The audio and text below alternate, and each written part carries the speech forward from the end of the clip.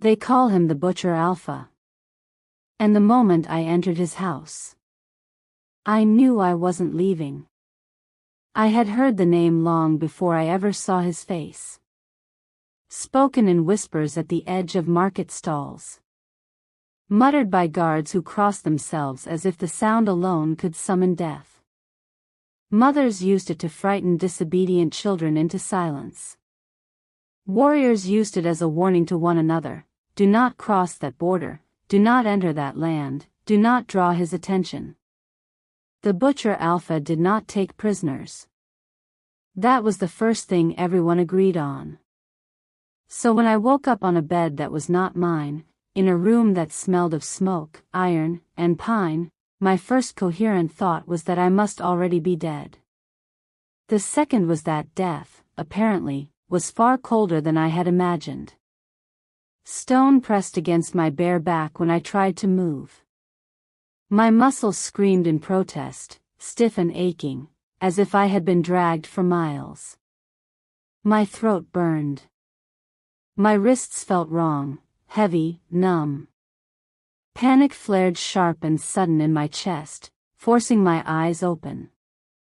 The ceiling above me was high. Too high. Dark beams crossed it like ribs, and between them hung iron chandeliers, unlit.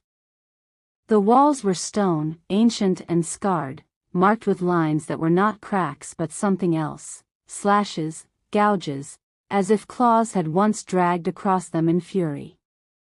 I pushed myself upright with a gasp. Chains rattled. The sound froze me in place. Slowly, carefully, I looked down. Thick iron cuffs circled my wrists, engraved with runes I recognized immediately. Suppression marks. Old magic. The kind used only on criminals, or enemies powerful enough to require them. A short length of chain connected the cuffs to a heavy ring embedded in the stone floor beside the bed. My breath came faster. Too fast. No, I whispered, though I didn't know who I was pleading with. No, no, no. I tugged at the chains. The metal didn't even tremble. The room was enormous, I realized then. This wasn't a cell. It was a chamber, furnished, even. A massive bed draped in dark furs.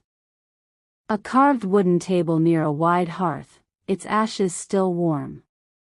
Tall shelves lined one wall, filled with books and objects I couldn't identify from where I sat. This wasn't a dungeon. It was a bedroom. His bedroom. Cold dread slid down my spine. The last thing I remembered was running. The forest had been thick that night, branches tearing at my cloak as I fled. My lungs had burned, my heart pounding so hard I thought it would burst. I had heard them behind me, shouts, paws hitting earth, the unmistakable sound of wolves on the hunt. Not his wolves, I had told myself. Anyone but his. I hadn't even known where I was going. Only that staying meant death. I remembered tripping. Falling hard. A sharp pain at the back of my skull. Then nothing. Now I was here. A prisoner in the house of the Butcher Alpha. The door opened without a sound. I jerked, chains clanking as I scrambled back against the headboard, every instinct screaming at me to flee even though there was nowhere to go. He filled the doorway.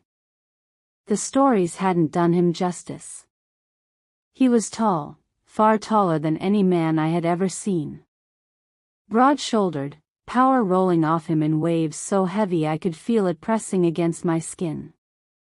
He wore dark clothes, simple and severe, as if finery would have been an insult to what he was. His hair was black, falling loose to his shoulders, and his face. Stone-carved.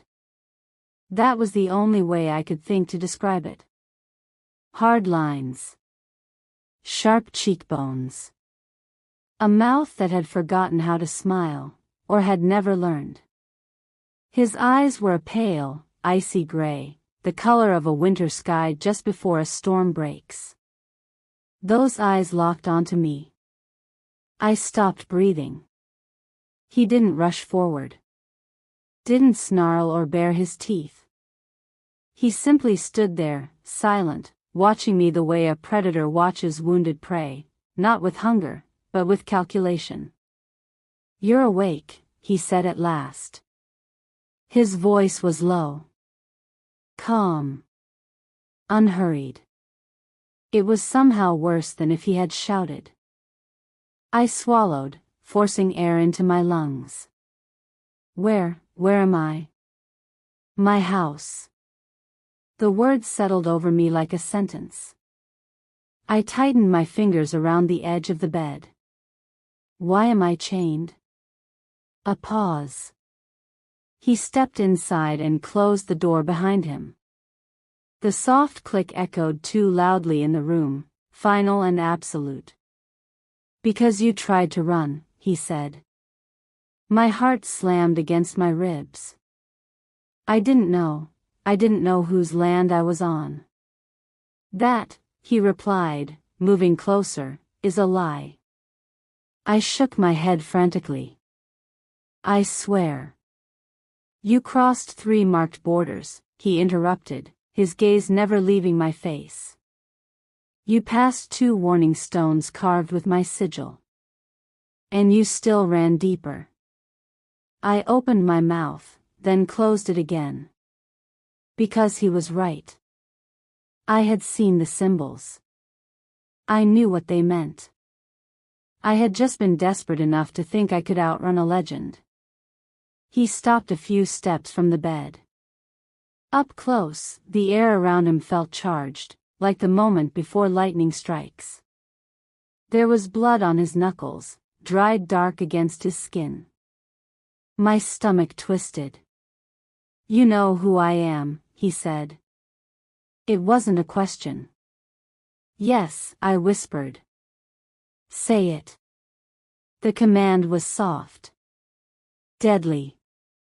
My tongue felt thick in my mouth. The Butcher Alpha. Something flickered in his eyes then. Not surprise. Not anger. Resignation. "Good," he said. "Then you understand the situation." My pulse thundered in my ears. "If you're going to kill me," I blurted, the words spilling out before fear could stop them, "then just do it." He tilted his head slightly, studying me. "I don't kill without reason," he said. "And I don't butcher women in my bed." Heat flooded my face, shame and terror tangling together. "Then why am I here?" Another pause. A longer one. "Because," he said slowly, "you are not what you pretend to be." The room seemed to tilt. "I don't know what you mean," I said, but my voice lacked conviction even to my own ears.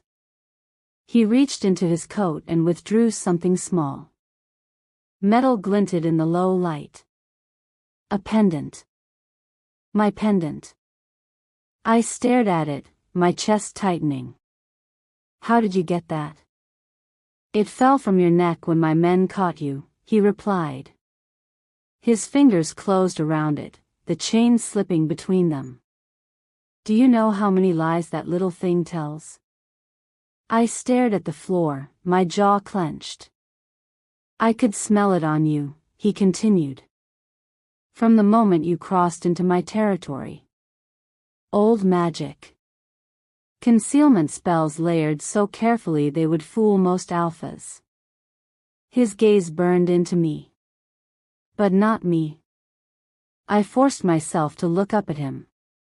"If you know what I am," I said quietly, "then you know why I had to hide." "Yes," he said.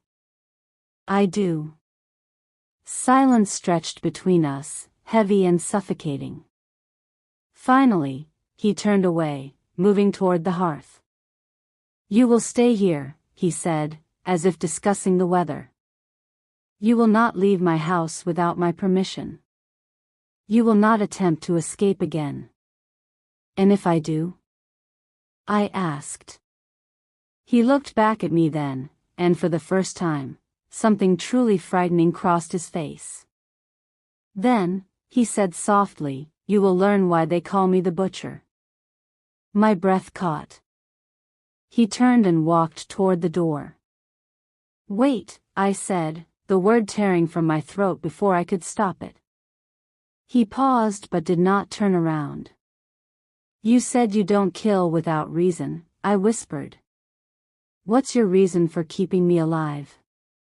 His hand rested on the door. "Because," he said, "the last time someone like you entered my house, it ended a war." The door closed behind him. I sagged back against the bed, my heart racing, his words echoing in my mind. Someone like me. A chill ran through me as I stared at the chains around my wrists. They called him the Butcher Alpha. And the moment I entered his house, I knew I wasn't leaving. Sleep did not come easily. Every time my eyes closed, I heard the chains again. Felt their weight. Smelled the cold iron of them mixed with the faint, unsettling scent that lingered in the room, smoke, pine, and something darker beneath it. Something feral. His scent.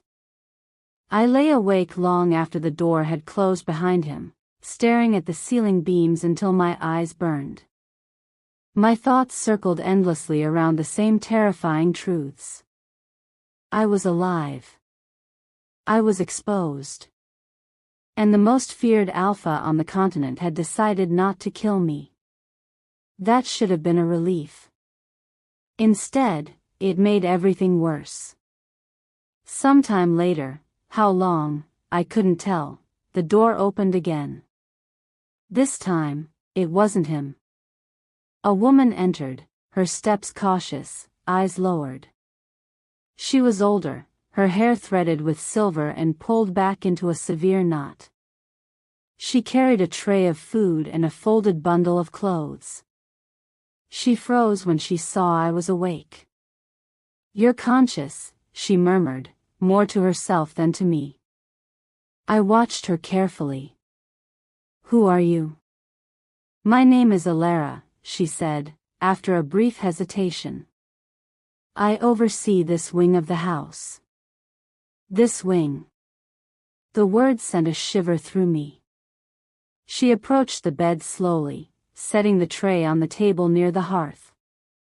The food smelled warm and rich, meat stew, fresh bread.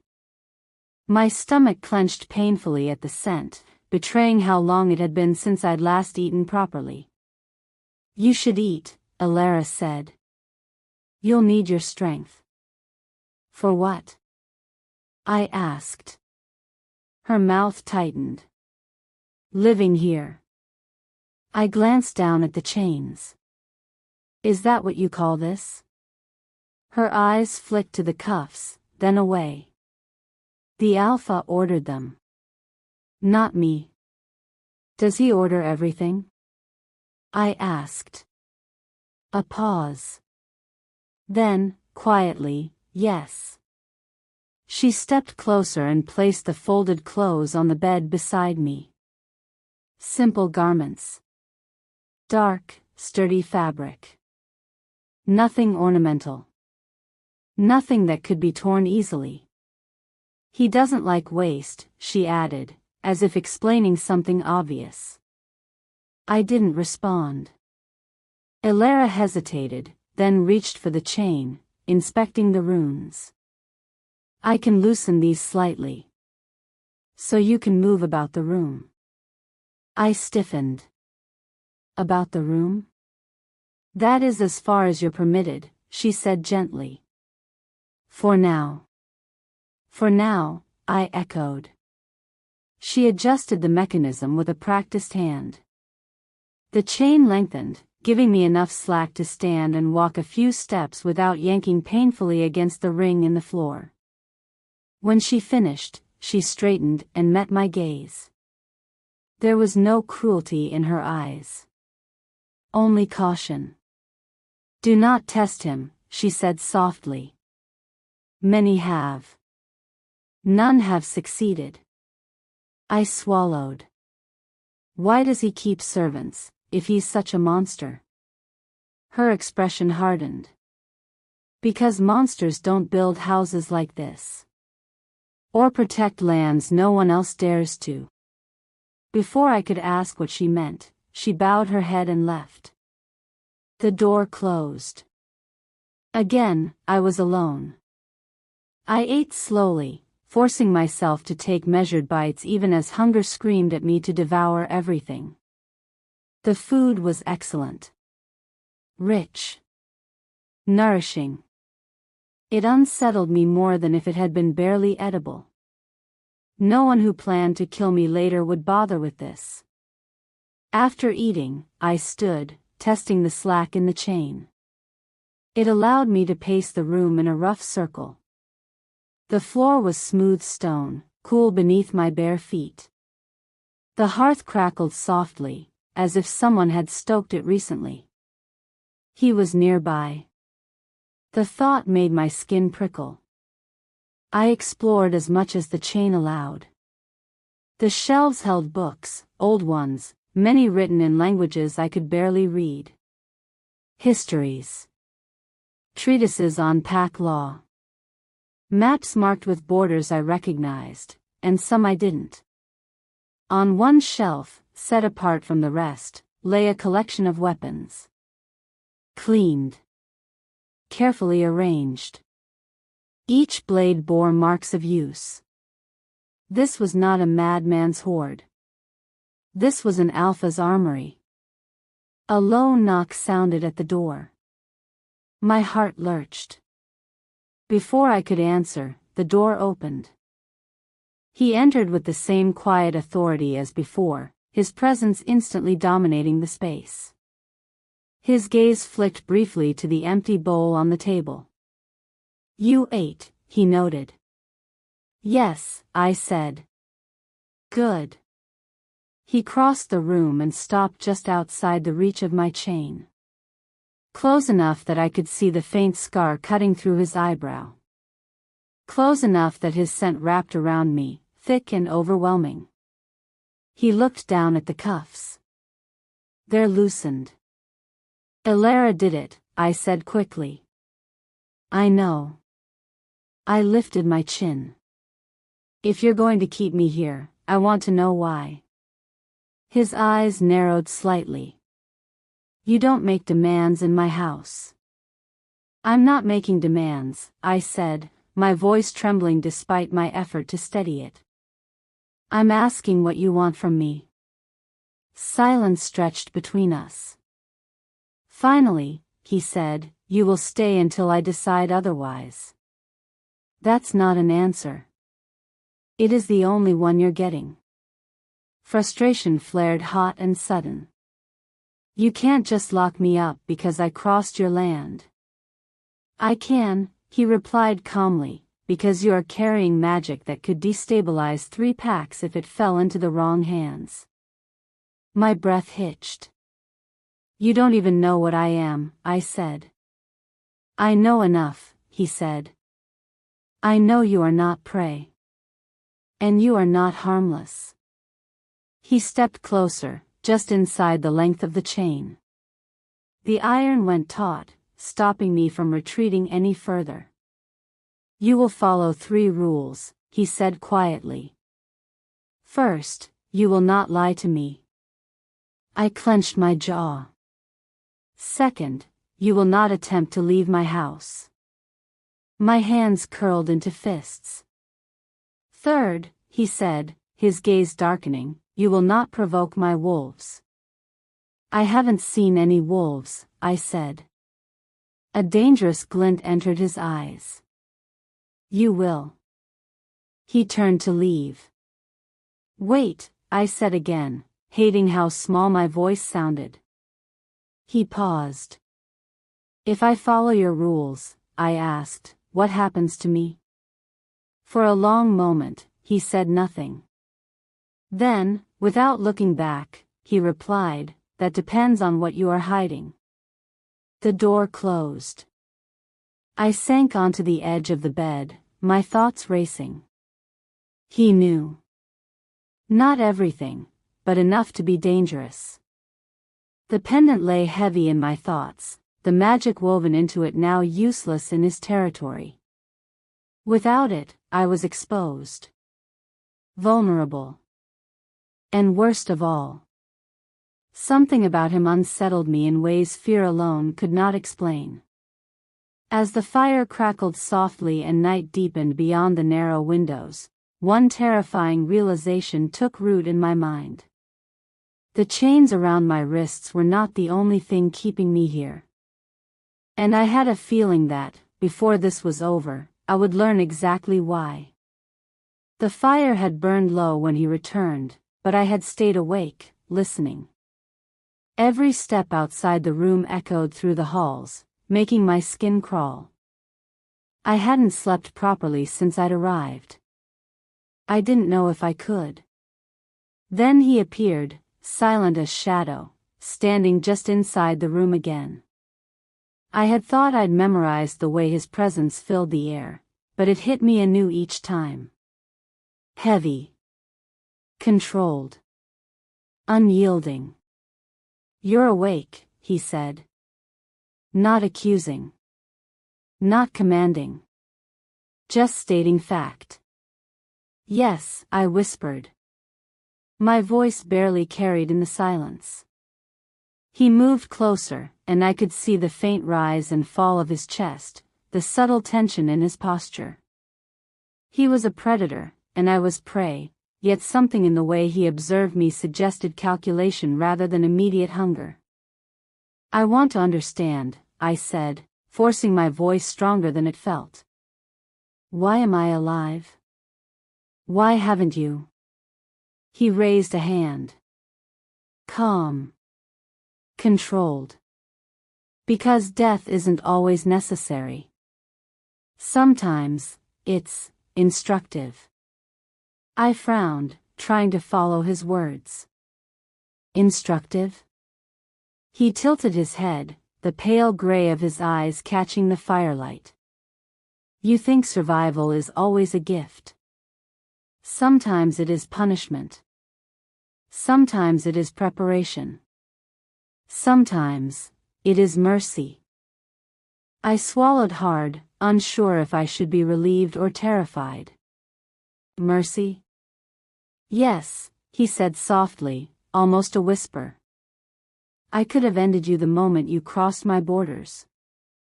I could have left you in the forest for wolves, for cold, for hunger.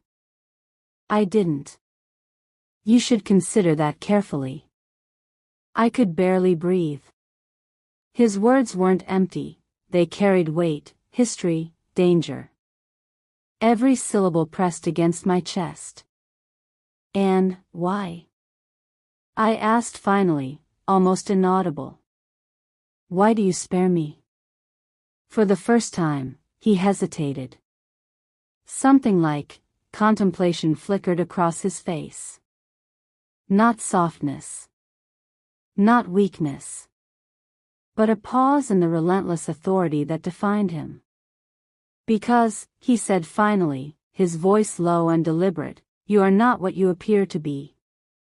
And I have learned to recognize danger in forms I cannot destroy without consequence." I felt a chill. "I don't understand." "You will," he said. "Sooner than you think." Then he moved to the door. I thought he was leaving. Instead, he stopped just short of it and glanced back at me. His expression was unreadable. Then he said one word. "Eat." It was simple, almost mundane, but the command carried weight. Not a threat. Not a request. A statement. Obedience was implicit. I obeyed, though my hands shook as I picked up the spoon. The stew was warm and rich, but I barely tasted it. My mind raced over his words, trying to decode every subtle nuance, every shadow of meaning hidden behind his calm exterior. He didn't speak again. He simply watched, silent and imposing, until I finished. Then, without another word, he left. The door closed with a soft click. Silence returned, heavier now, almost suffocating.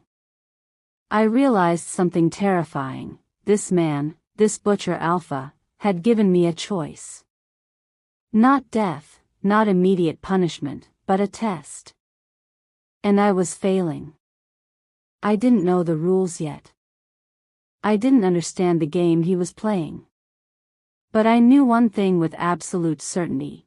Every second I spent in this house, every breath I drew while he watched, I was learning something about him, and something about myself. Something about him unsettled me in ways that fear alone could not explain. Hours passed. Darkness deepened beyond the narrow windows, the fire burned low again. I finally curled up on the edge of the bed, shivering despite the furs. Sleep came reluctantly, fragmented by dreams filled with shadows of him, of chains, of wolves I couldn't see but could hear. And in that uneasy sleep, I realized, survival was no longer my only goal. I had to understand him. I had to decipher the man behind the name, the Butcher Alpha. Because only by understanding him could I hope to survive his mercy. The next morning, I woke to silence. Not the silence of a house empty of people, but the silence of a place that holds its breath, waiting. The chains at my wrists had been left loose enough that I could pace, though still tethered to the cold stone floor. I moved toward the small window, my fingers brushing the rough edges of the sill. Beyond it stretched the dense forest I had tried so desperately to escape. Trees thick and dark, shadows moving between trunks, the faint glint of sunlight breaking through the canopy. A world I could never return to, not freely, not now. He appeared before I could even turn.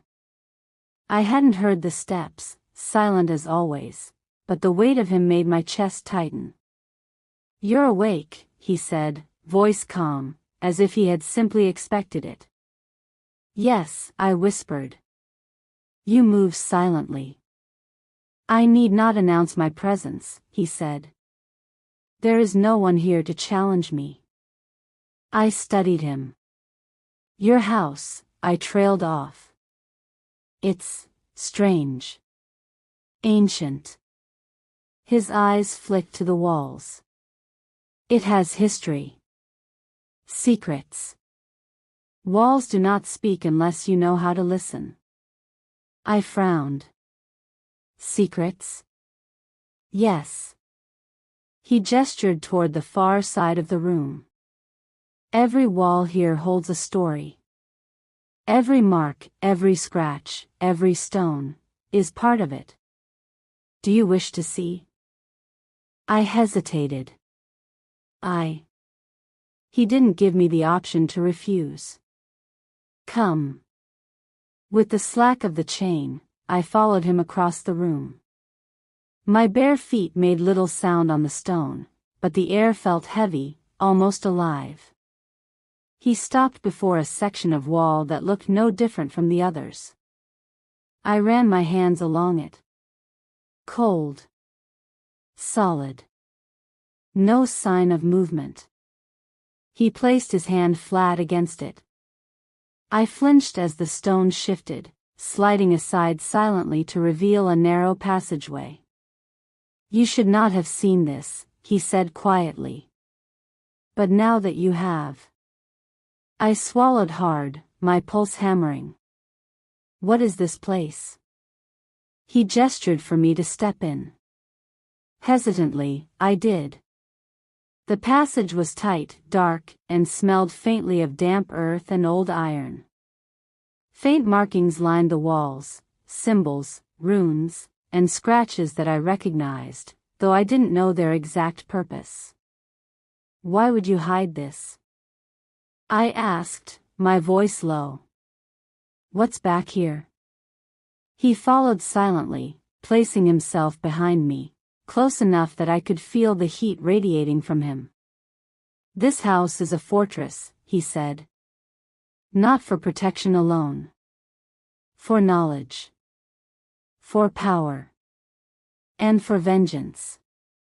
Vengeance. The word struck me like a whip. I glanced at him. His eyes were cold, calculating, unreadable. Vengeance against who? He said nothing, only stopped at a stone door set into the wall. He pushed it open. Inside, the room was vast, lined with shelves and tables. Papers, artifacts, weapons, and jars filled the space. Candles burned along the walls, though no one had lit them yet. This, he said, voice low, is the archive of my family. The history of my people. Every enemy, every betrayal, every war fought in our name. I stepped inside, eyes wide. The air smelled of old parchment and iron.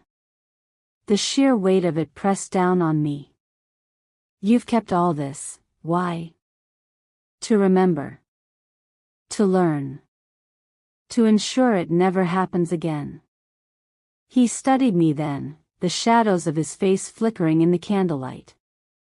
You are here because someone once tried to undo what my family built. And you carry the same power, though in a different form. I froze. I don't understand. He stepped closer, hand resting lightly on the table. Magic is dangerous, he said. Power is dangerous. Some wield it without knowing. Others wield it and destroy themselves in the process. You have the potential to tip the balance. I swallowed hard, panic and awe mixing in my chest. So, you keep me here to, what? Train me? Control me? Kill me if I slip? He didn't answer immediately. Instead, he looked at the rows of weapons, then at the walls, and finally back at me. I keep you because if you are left unchecked, someone will die. And I will not let that happen on my land. I shook my head. I'm not a threat. He stepped closer. The scent of him, sharp and wild, filled the room. You already are, he said softly. The question is whether you'll be a threat to yourself, or to everyone else. I wanted to protest, to argue, to scream. But the weight of the truth pressed down on me. My power was not mine alone. It could hurt others if misused. And this man, this Butcher Alpha, knew exactly what I carried. You are dangerous, he said, almost a whisper. And I will not let that go unchecked. I looked around the room again, at the artifacts, the weapons, the runes. The walls seemed alive, watching me. Keeping secrets. Judging me. And suddenly, I realized, the chains on my wrists were nothing compared to the invisible ones he had already placed around my soul. I wasn't just a prisoner of stone and iron. I was a prisoner of his eyes, his presence, and the knowledge that I could not leave until he decided I was ready. The room was silent, save for the faint hiss of the wind outside. I didn't dare speak. I simply followed him back toward my chamber, every step heavier than the last. Because I now understood the unspoken truth, the house itself had secrets, and I was only beginning to uncover them. And the Butcher Alpha? He was its master. And soon, I would learn exactly why no one survived in his lands without his permission. It began subtly. Not with pain. Not with fire or lightning or any of the dramatic signs the old stories loved to exaggerate. It began with a change in the air. I noticed it first when I woke up. The room felt wrong.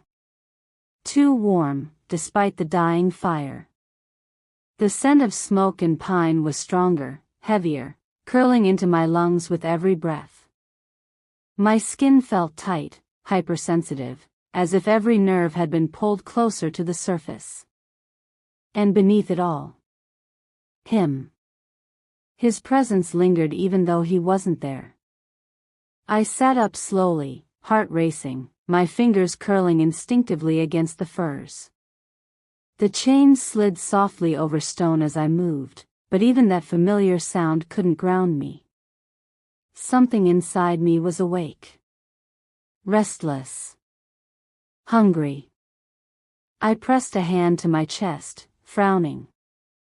"No," I whispered. "No, no, no." I knew this feeling. I had spent my entire life running from it. The door opened. He froze the moment he stepped inside. I felt it then, sharp and undeniable. The way his gaze snapped to me. The way his shoulders went rigid, as if he'd just walked into a trap. For the first time since I'd met him, his control slipped. Just a fraction. His eyes darkened, pupils dilating as his gaze dragged slowly over me, taking in details I knew he hadn't noticed before. The loose fall of my hair. The bare skin at my throat. The quick rise and fall of my chest. The air between us thickened, charged. "You feel it too," I said quietly. His jaw clenched.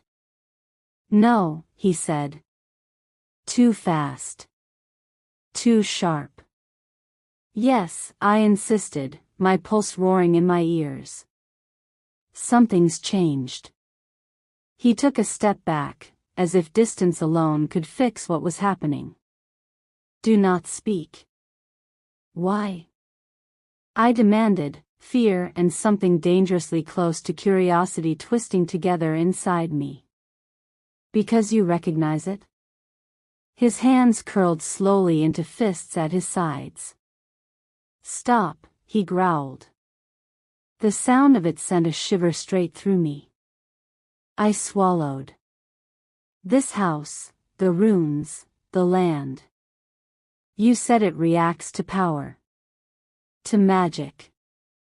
I gestured weakly at myself. "What if it's reacting to me?" Silence slammed down between us. Then, very slowly, he lifted his gaze to mine.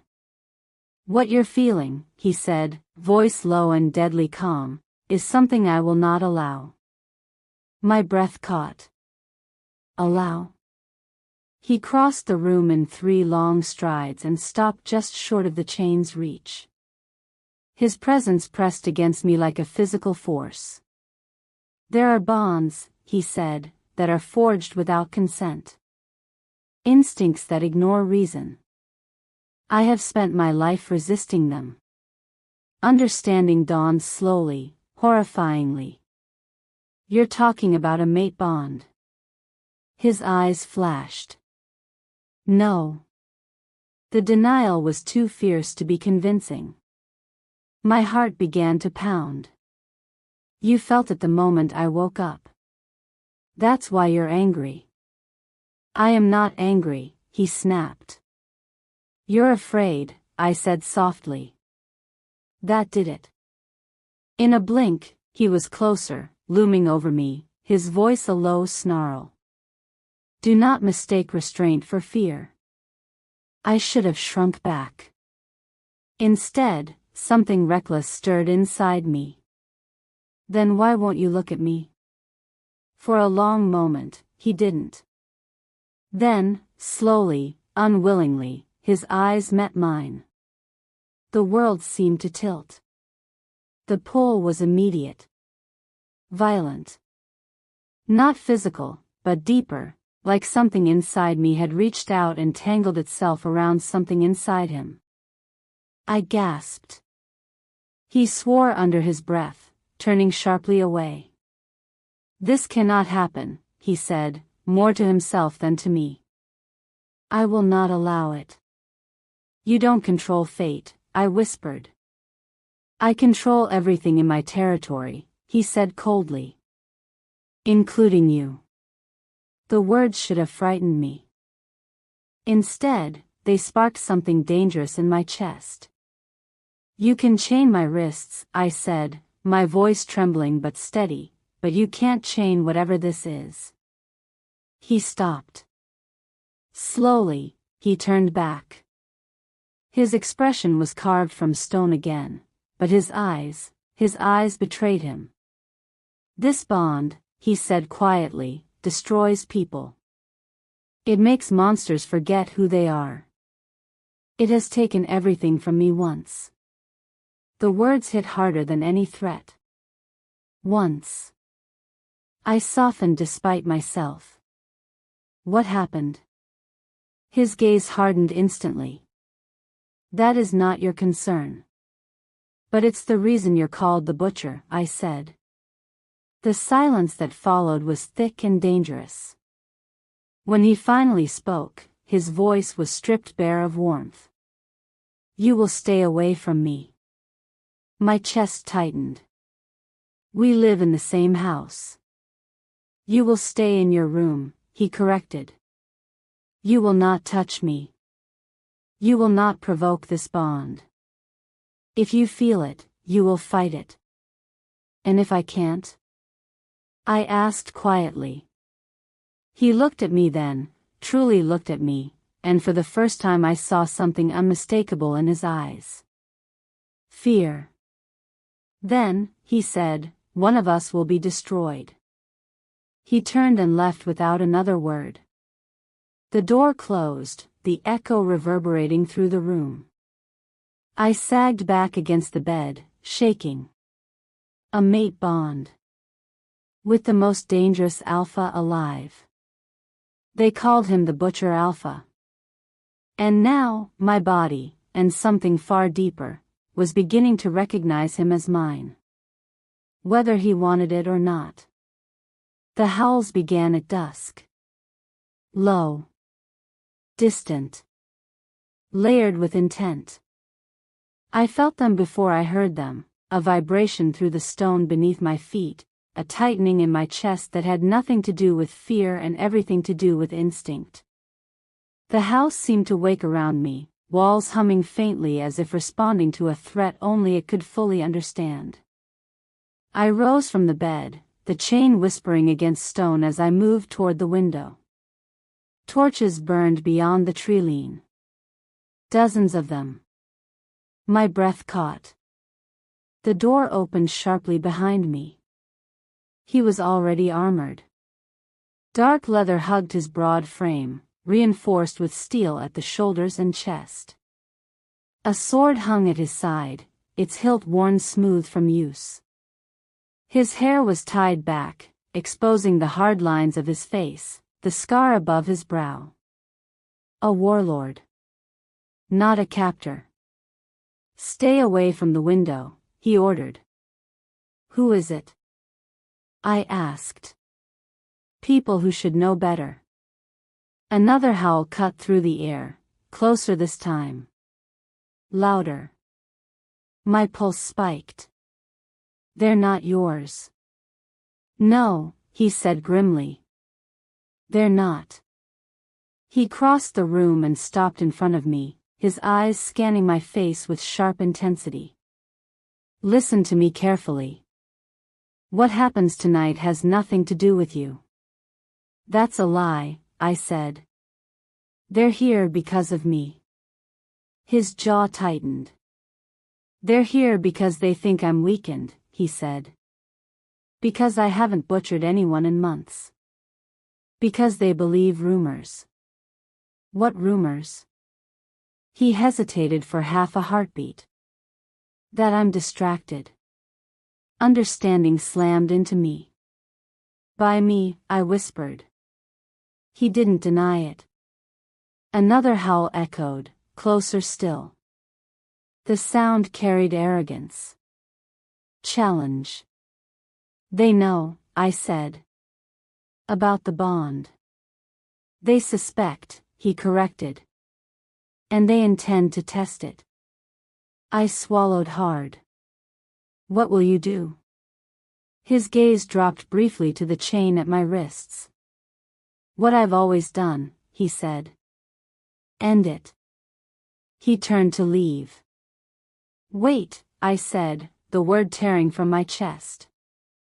If you go out there alone. I won't be alone. The walls shuddered as a deeper howl answered his call, this one closer, heavier, vibrating through my bones. Then another. And another. His wolves. They were already moving. He stopped at the door, his hand gripping the iron handle. Do not leave this room. You can't seriously expect me to sit here while they. He turned, eyes blazing.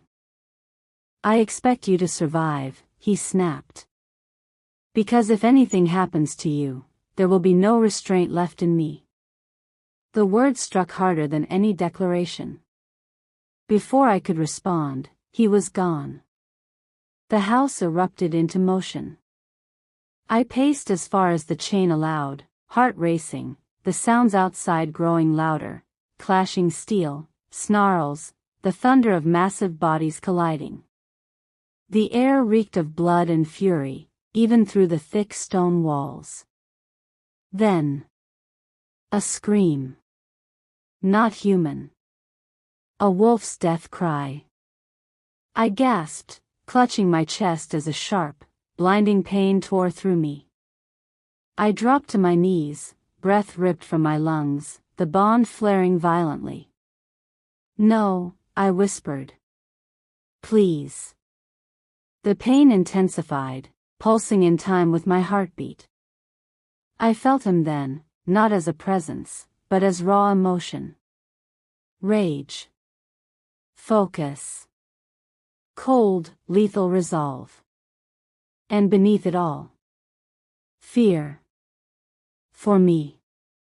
I screamed as the pain peaked, the chain yanking taut as I collapsed fully onto the stone floor.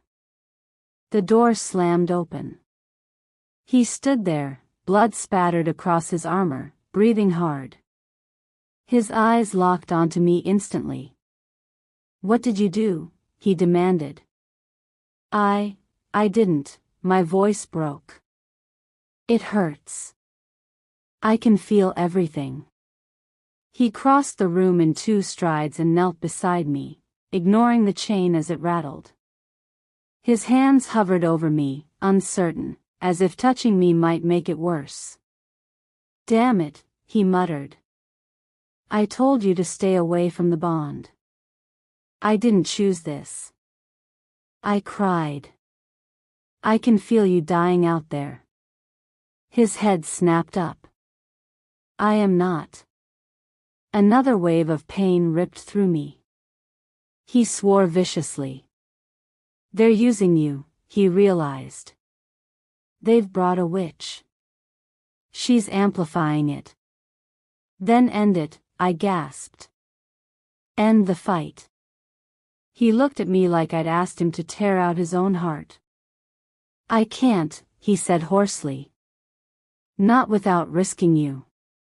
Then let me help, I whispered. No. I'm already part of this, I said. You can't protect me by pretending I'm not. His jaw worked, conflict etched deep into his features. Outside, the sounds of battle surged again. Finally, with a low growl of frustration, he made a decision. He reached for the chain. With one brutal motion, he shattered the anchor ring embedded in the floor. The iron screamed as it tore free. My wrists were still cuffed, but I was no longer bound to the house.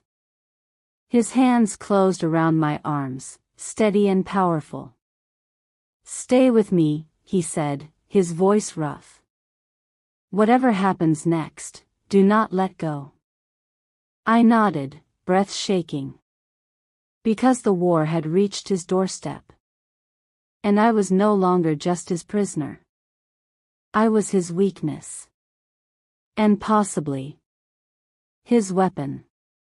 The night outside was chaos. The moment he pulled me into the corridor, the house seemed to recoil, stone vibrating beneath our feet as if it resented letting me go. Blood streaked the floor where wounded wolves had been dragged through moments earlier. The air was thick with iron and smoke, my senses overwhelmed. I staggered, the broken chain clanking at my wrists. He caught me instantly.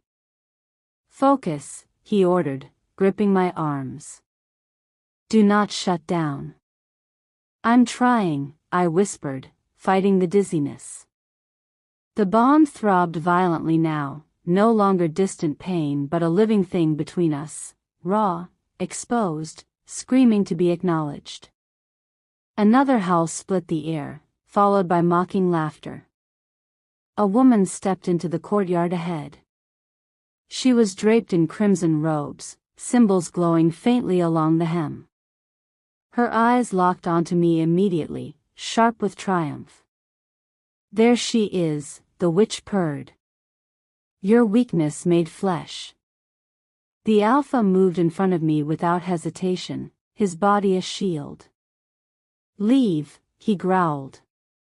"You've already lost." She smiled wider. "Have I? You brought her out yourself." Her power surged. I cried out as the bond flared painfully, dragging a gasp from my chest. My knees buckled, but his arms held me upright, unyielding. "Stop!" I screamed. "Please." The witch laughed. "You feel it now, don't you? The bond you pretend doesn't exist. It's beautiful, really. A monster finally given something to lose." Rage exploded from him. The ground cracked beneath his feet as he surged forward, sword flashing. Wolves clashed in a blur of fur and steel, snarls echoing through the courtyard. The witch staggered back, her spell breaking, but not completely. The pain didn't stop. It pulsed, deep and relentless, feeding on his fury. "I can't," I gasped. "I can't hold it back." He turned, eyes blazing.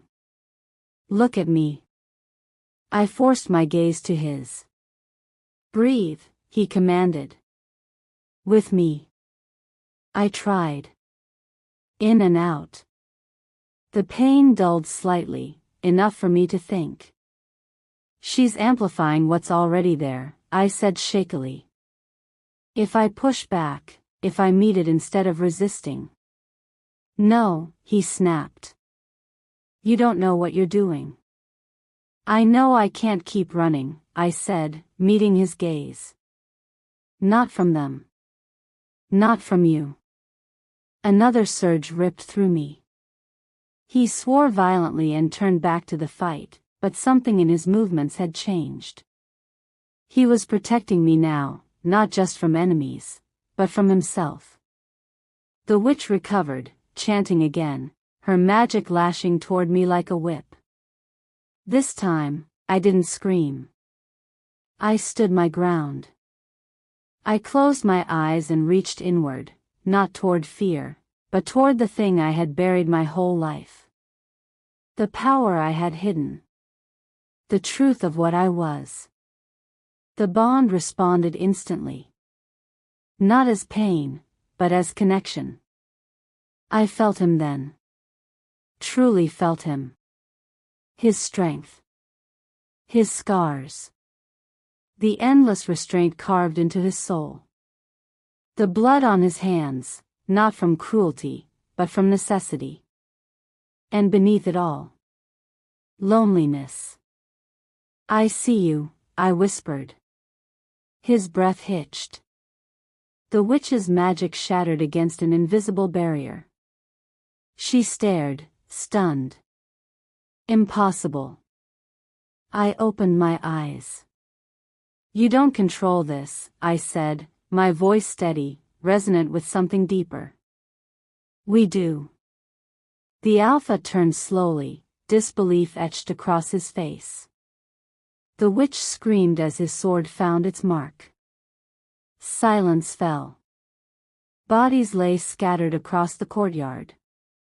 The surviving attackers fled into the forest, terror replacing arrogance. I swayed. He was at my side instantly, catching me as my legs gave out. His grip tightened, pulling me against his chest, anchoring me. "It's over," he murmured, more to himself than to me. I looked up at him, exhausted, shaking. "You broke the chain," I said. "You could have let me die inside." His jaw tightened. I considered it. The honesty stung. "Then why didn't you?" I asked quietly. He stared down at me, his eyes searching my face as if looking for an answer he'd spent his life avoiding. "Because when they touched you," he said, voice rough, "I realized something." "What?" "That losing you would destroy me more completely than claiming you ever could." The admission hung between us, heavy and irreversible. I swallowed. "Then let me go." His brow furrowed. "What?" "Give me the choice," I said. "Not chains. Not fear. Let me choose to stay." For a long moment, he said nothing. Then, slowly, deliberately, he reached for the cuffs at my wrists. With one powerful twist, the runes shattered. The iron fell away. I stared down at my freed hands, breath trembling. "You are free to leave," he said quietly. "At dawn." I looked up at him. "And if I don't?"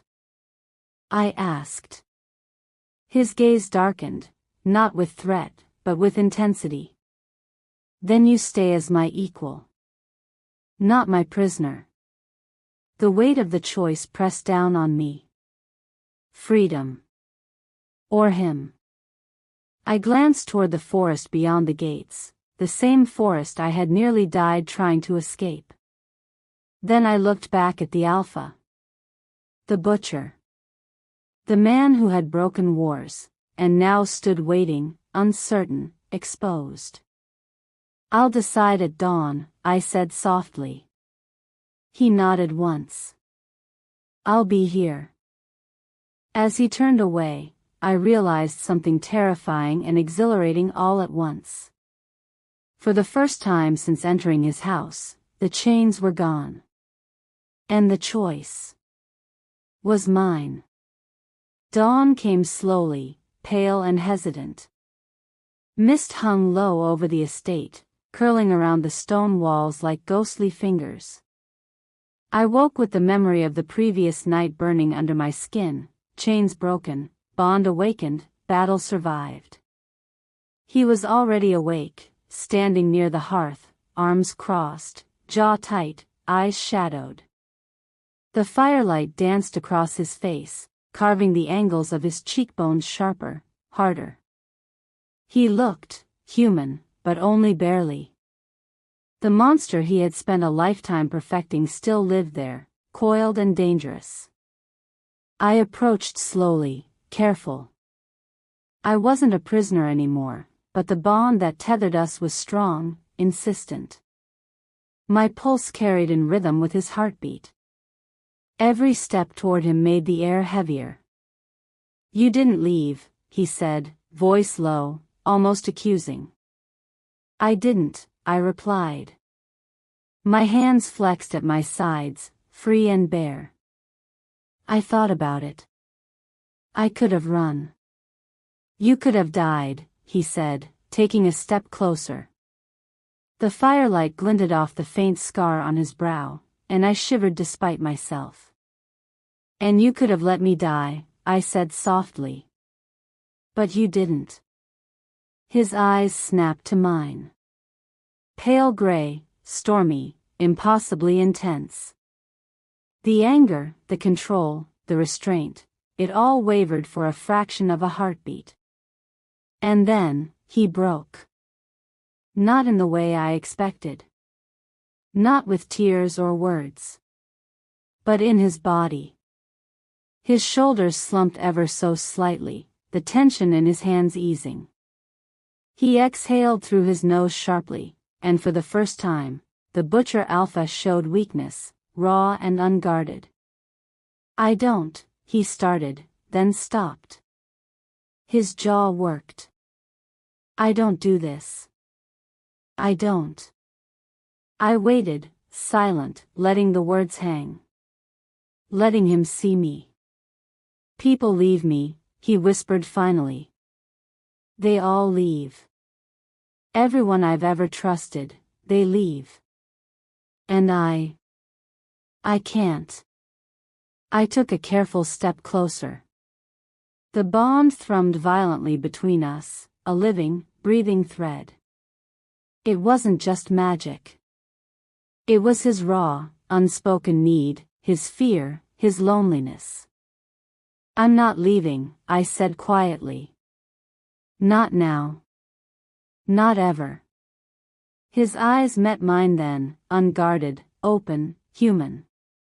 The storm behind them softened, if only slightly. The rigid control, the legendary cruelty, the butcher, the mask, was cracking. "I don't know how to do this," he admitted, voice rough, guttural. "I don't know how to be anything but what I've been. Everything I've built, it's always been walls, control, fear." "And yet," I said softly, stepping closer, "you're letting me in. Aren't you?" His jaw clenched, and he didn't answer immediately. Then, slowly, he exhaled and reached for me. Not with anger, not with ownership, but with something almost fragile in its intention. I let him take my hand. The bond flared, responding to the touch, igniting between us like wildfire. I felt his past, his pain, every loss he had suffered, every enemy he had slain, every moment that had hardened him into the Butcher Alpha. And beneath it all, longing. Hunger. Desire. And fear. Fear of letting someone see him, not the Alpha. Not the monster. Just the man. He began, voice breaking slightly. "I've never. I can't. You don't have to be perfect," I whispered. "Not for me. Not for anyone." A silence followed. Not tense. Not charged. Not fearful. Just stillness. A pause in the chaos that had defined both our lives. And then, finally, he lowered his forehead to mine. The movement was small, intimate, shocking in its simplicity. The Alpha who had broken armies, who had terrified entire packs, who had been called the Butcher, he knelt, in a way, not fully, but enough that the gesture carried surrender. Not surrender to me. Surrender to the bond. Surrender to the truth. Surrender to something human that he had denied for decades. I touched his cheek lightly, and the world seemed to still.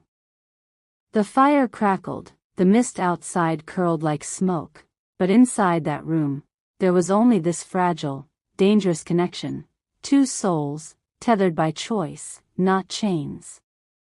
He exhaled sharply, resting his forehead against mine for a long moment. Then he whispered, voice hoarse. "You're mine." I didn't answer.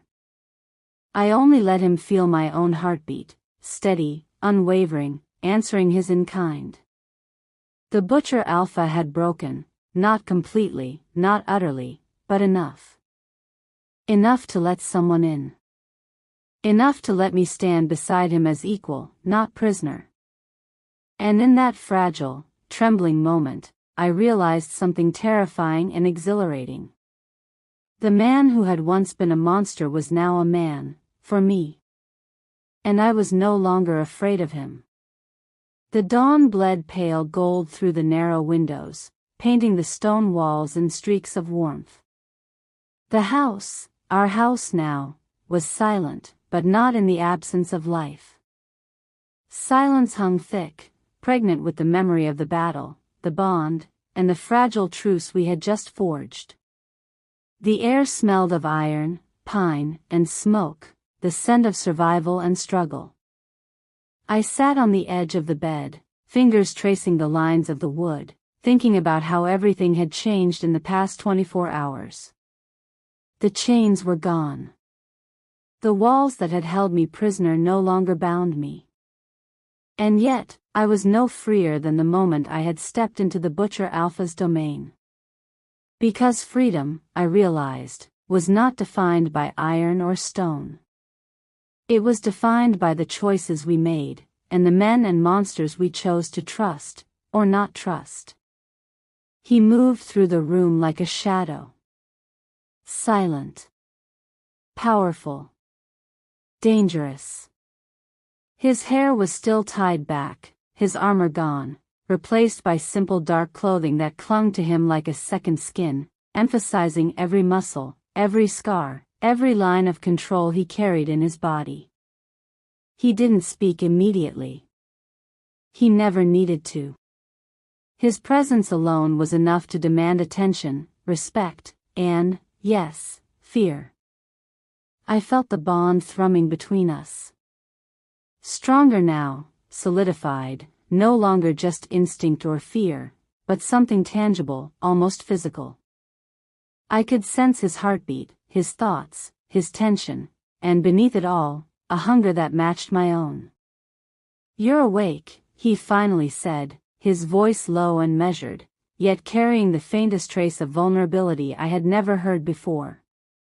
"I've been awake," I replied softly, not looking at him immediately. I was too aware of the space between us, too aware of how close yet untouchable he still remained. He approached slowly, deliberately. Each step was calculated, controlled, but it carried the weight of years of violence, power, and restraint. I knew he could close the distance in an instant. I also knew he would not. Not yet. "I need to know something," I said, finally lifting my gaze to meet his storm-gray eyes. "Do you regret letting me live?" A flicker passed over his expression. Something brief, almost imperceptible, like the flash of a storm behind his eyes. "No," he said, finally. "Not regret. Perhaps caution. Perhaps curiosity. Perhaps something I have long denied myself." I tilted my head. "Curiosity?" "Yes," he said, stepping closer until the air between us seemed to vibrate with intensity. "Curiosity about you. About what you are. About what you could be, and what that might mean for me." My pulse thundered. "And if I choose to leave?" He stopped, eyes narrowing, and for a moment the predator flashed back. The butcher, the alpha, the man who had earned that name through blood and strategy. "Then you leave," he said. "But know this, once you leave my house, once you step beyond these walls, you will never return. And I will never forgive you for it." I swallowed hard, the weight of his words settling in my chest. "And if I stay?" His expression softened almost imperceptibly. "Then," he said quietly, "you are mine. Not by chains. Not by force. But by choice." I shivered. That word, choice, had never been offered to me by anyone like him. The men I had known before were brutal, selfish, cruel. They demanded obedience. They took without asking. But this was different. The man before me, the Butcher Alpha, was offering me something terrifying and intoxicating: equality. Recognition. Trust. I rose slowly, feeling the bond tighten, guiding me forward, drawing me into his orbit. He did not step back. He did not reach out. He simply allowed me to close the distance, to move into the space that had been his alone for so long. You understand, he said, voice low and rough, that choosing to stay will change everything. Forever. I do, I whispered, letting my fingers brush against the seam of his sleeve, feeling the taut strength beneath. And I'm ready.